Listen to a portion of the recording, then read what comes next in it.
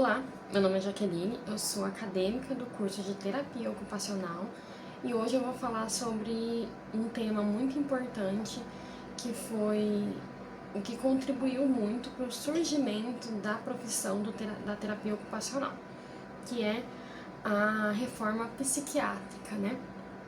Ou, como a gente ouve falar hoje em dia, reforma antimanicomial, né? Eu vou fazer um apanhado histórico para que vocês entendam como foi o processo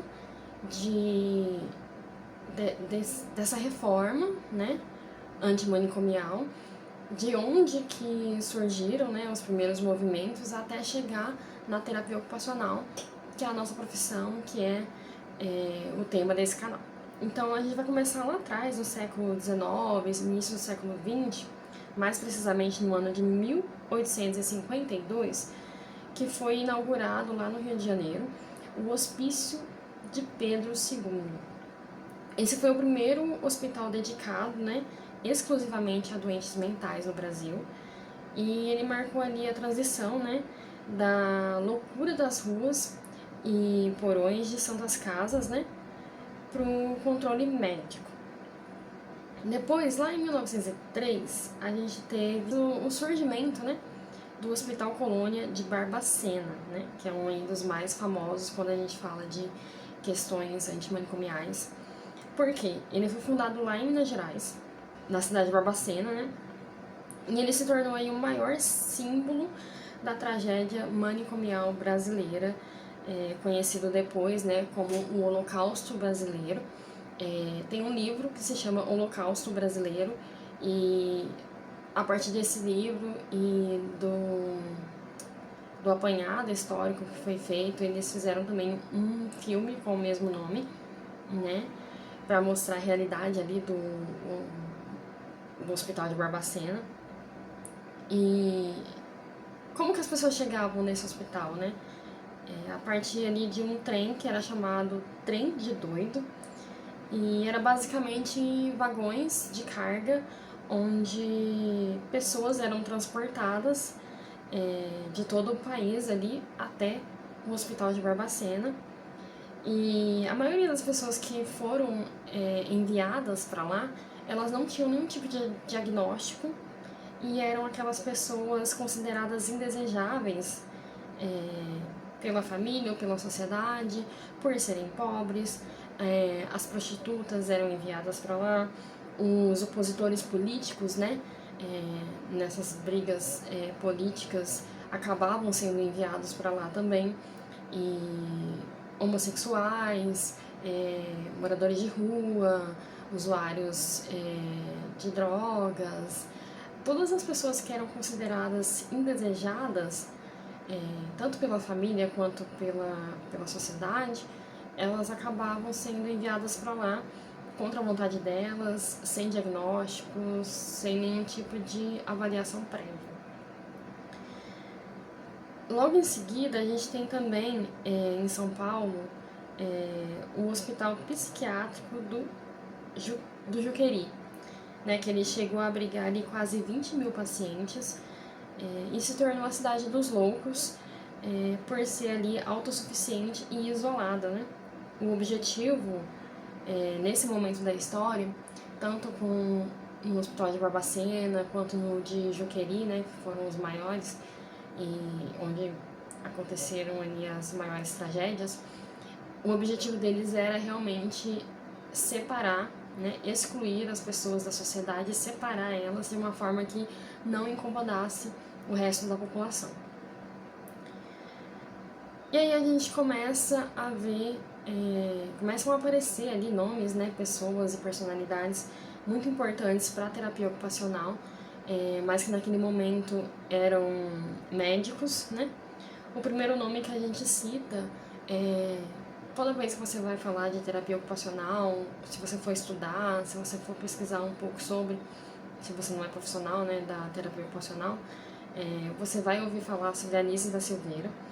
Ela, nos anos ali 40, 50, ela era uma psiquiatra, né, e ela acabou revolucionando ali o tratamento desses hospitais, mais precisamente lá no Hospital de Engenho de Dentro, no Rio de Janeiro. onde ela se recusou a aplicar ali os eletrochoques e as lobotomias, que eram procedimentos realizados com o intuito de acalmar e domesticar esses pacientes, que muitas vezes ficavam agressivos por conta das condições extremas e situações que eram equivalentes à tortura, né? Então, a Nise não quis fazer esses procedimentos e ela apostou ali numa abordagem mais afetuosa, utilizando a arte como uma ferramenta, um instrumento ali de tratamento. E ela usou também ali, associou ao tratamento também animais de estimação e principalmente a pintura, né, a arte como forma terapêutica, né, e foi ali que surgiu, né, esse conceito de arte-terapia que a gente conhece hoje, né, nos hospitais, nos CAPs, nas unidades de saúde de uma forma geral, para auxiliar no tratamento das pessoas que têm ali algum sofrimento mental. E aí ela se tornou ali uma pioneira. Logo em seguida a gente tem outro nome importante também, que é o Franco Basaglia. Eu não sei se é assim que fala, né? Mas eu acho que é Basaglia. Ele é um psiquiatra também italiano, que acabou inspirando o movimento brasileiro. Ele liderou na Itália, né, uma reforma que acabou resultando ali na Lei 180, que defendia que o hospital psiquiátrico ele é uma instituição de exclusão e que destrói a identidade do sujeito, principalmente porque não havia tratamento, era só era um local utilizado ali mais como depósito de pessoas do que de unidade de tratamento, de promoção da saúde, como a gente busca fazer hoje, né?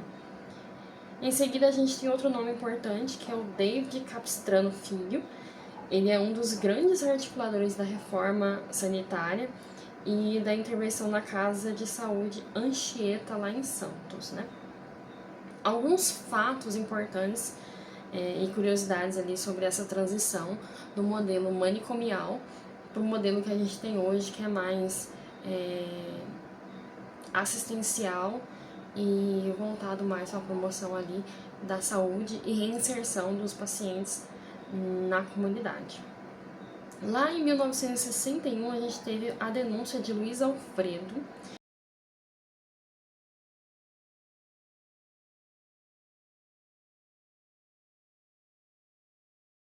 Ele é um fotógrafo, fotógrafo da revista O Cruzeiro, e ele registrou ali imagens bem chocantes lá no Hospital de Barbacena. Inclusive, algumas dessas fotos estão no livro O Holocausto Brasileiro. E as fotos revelavam a realidade das pessoas que estavam lá. Eu não vou nem falar pacientes, porque eles não eram tratados como pacientes, né? Eram criaturas, basicamente. E nas fotos ele acabou mostrando, né, ali que as pessoas estavam nuas, elas comiam no chão, dormiam ali sobre palha quando tinha, né, ou às vezes ficavam ali umas sobre as outras porque para se aquecer, porque não tinha o mínimo de estrutura. E ali foi o primeiro grande choque, né, de realidade para a população ali, para opinião pública a respeito dos manicômios. Depois, lá em 1978, a gente teve o movimento dos trabalhadores em saúde mental. Ele surgiu ali em plena ditadura militar, denunciando não apenas os maus tratos, mas a indústria da loucura, né? Nessa indústria da loucura aconteciam muitas fraudes com relação ali à administração dos manicômios e também lucros excessivos, né, em hospitais privados e conveniados com o governo para fazer esse transporte desses pacientes, né, dessas pessoas, né, para esses hospitais psiquiátricos. E lá em 1978, a gente teve um documentário chamado Em Nome da Razão, que é do cineasta Elvésio Raton. Ele registrou ali o cotidiano de Barbacena, que é onde a gente pode ver a realidade que foi falada lá no livro Holocausto Brasileiro também. E ele capturou ali em 16mm som e a imagem da desumanização, como ele descreveu. Depois, em 1987, a gente teve o Manifesto de Bauru, durante ali o segundo Congresso Nacional do Movimento dos Trabalhadores de Saúde Mental, e foi lançado o lema, né, por uma sociedade sem manicômios, que aí foi o início desse movimento antimanicomial, né, os primeiros passos para rehumanizar essas pessoas e tentar ali reparar uma tragédia, algumas tragédias, né, não foi só em Barbacena, mas nas outras cidades também. E aí marcou o dia 18 de maio como o Dia Nacional da Luta Antimanicomial. E aí a gente parte para o momento ali de consolidação dessa reforma, né? Em 1989, a gente teve uma intervenção da Casa de Saúde Anchieta, que foi conhecida como a Casa dos Horrores, né? O prefeito que interveio, ele fechou o hospital e criou os primeiros NAPs, que são os Núcleos de Atenção Psicossocial, ali provando que era possível cuidar sem trancar, né? Depois a gente tem ali a Lei Paulo Delgado, que é a Lei 10.216, que ela foi apresentada, né, em 1989, mas ela só foi aprovada mesmo em 2001. Ela redireciona o modelo de assistência, deixando ali o foco hospitalar e passando a focar ali na rede comunitária, né?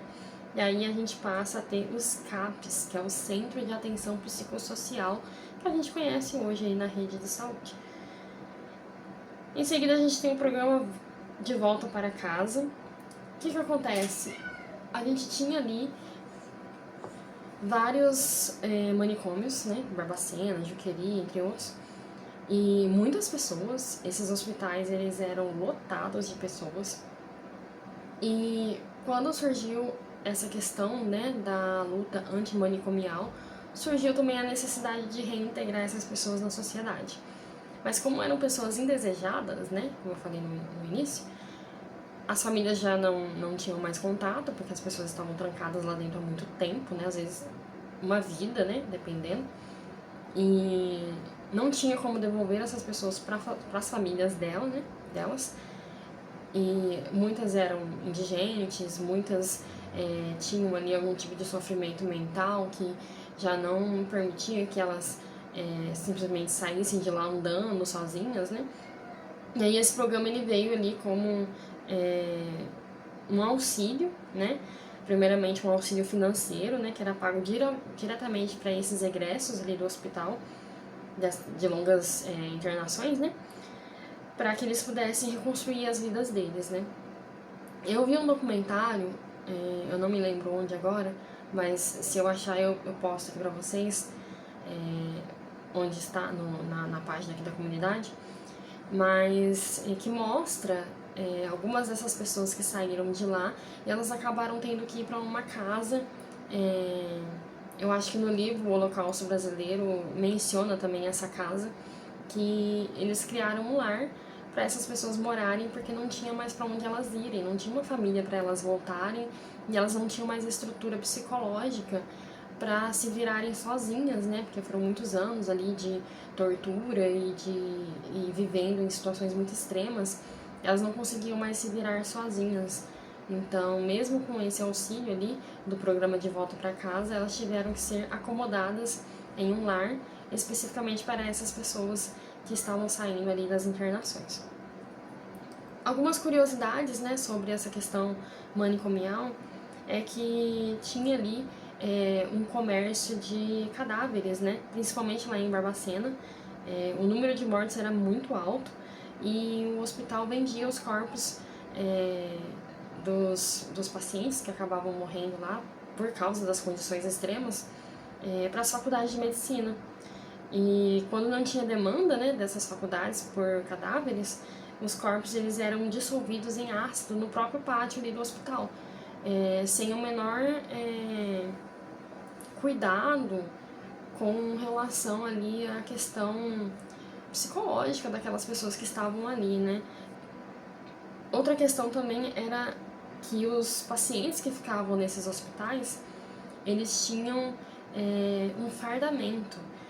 E esse fardamento, ele vem com um significado muito cruel até, porque muitos pacientes acabavam perdendo ali as suas roupas, né, o vestimento, a roupa civil que fala, né, que é a sua própria roupa, por conta de, às vezes, eles estavam na rua, às vezes foram violentados, agredidos e no decorrer ali da vida a roupa se gastou, né, perdeu ali a função, e ao invés de eles substituírem essas vestimentas, eles colocavam um fardamento, e esse fardamento, eles geralmente eram uniformes ali de brim, né, azuis, e isso contribuía mais para perda da identidade individual de cada um. Eles passavam a ser uma grande massa de pessoas e não tinha mais essa questão de tratar a individualidade de cada um, né? Eles perdiam a individualidade deles, que é uma coisa muito importante, principalmente para a saúde mental da gente. A gente precisa ser um indivíduo antes de fazer parte de um todo, né? E esse fardamento, ele contribuía muito nesse cenário, né, de extrema crueldade, que é um processo que ele é chamado de mortificação do eu, né? Você perde esse senso de eu, né, do que eu sou, e passa a ser um fragmento de uma massa que não tem uma identidade, né? E aí, puxando desde da contribuição lá da Lise da Silveira até os CAPs hoje em dia, os CAPs eles são um instrumento na saúde pública de realmente reintegração, né? É um local onde os pacientes eles vão, e hoje são pacientes porque eles são tratados, né? Quando necessário são medicados para a questão da saúde mental, né? No caso do CAPS, que é focado em saúde mental. No caso dos CAPs, que é voltado para os usuários, né, de substâncias, né, de álcool e drogas, eles, às vezes, quando necessário, eles são tratados ali com medicação, mas hoje eles são pacientes porque são tratados ali por uma equipe médica. Os CAPs, eles sempre têm ali uma equipe que é formada por um psiquiatra, por um psicólogo, por um terapeuta ocupacional, né, um assistente social, que são as pessoas que vão ali avaliar a situação desse indivíduo e tratar ele como um indivíduo, né, não como uma parte de um problema maior. E ele não é visto ali como um problema, ele é visto como um indivíduo que está em sofrimento, às vezes um sofrimento psíquico, às vezes o sofrimento é só social, né, são casos e casos, mas hoje a gente ainda tem que pensar nessa questão. Nos casos em que é necessária a internação, a gente tem, né, a ala psiquiátrica dentro dos hospitais ainda, mas a internação ela é temporária, ela obrigatoriamente tem que ser temporária. A pessoa não pode ficar permanentemente internada. A internação ela é só para aliviar ali o sofrimento imediato, fazer o manejo desse paciente e conseguir fazer com que ele consiga, né, voltar ali a viver a vida dele com o auxílio ali, com o acompanhamento, né, das UBS, do CAPS, para ele voltar a ter a vida dele, tendo a individualidade dele, tendo ali a ocupação dele, como ser humano, como cidadão, como trabalhador, como familiar de alguém, né. Então, assim, eu quis trazer esse tema aqui porque ele é muito importante para a terapia ocupacional.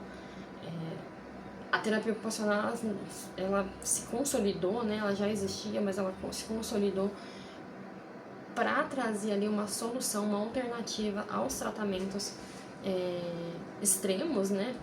De lá para cá, a terapia ocupacional evoluiu muito, ela criou ali corpo e estrutura e tem estratégias específicas para cada tipo de paciente, e a gente tem que pensar muito nessa questão do indivíduo para não cometer os mesmos erros do passado, de tratar ali, de fazer com que esse indivíduo perca ali a sua individualidade, que é uma das coisas mais importantes dentro da terapia ocupacional, que é você manter a individualidade desse paciente e focar ali na ocupação dele, para que ele consiga viver apesar ali do sofrimento que ele esteja passando, né? E viver bem, e viver com qualidade, e viver com saúde, né? Então eu espero que tenha aqui acrescentado para vocês um pouco, contextualizado aqui a questão da luta antimanicomial e da questão da terapia ocupacional, né? Então, espero que tenha acrescentado para vocês e eu vejo vocês. Deixa aqui nos comentários se vocês já viram, né, esses documentários de Barbacena, se vocês já viram o filme, né, da Anísia da Silveira. Se você não viu o filme, veja.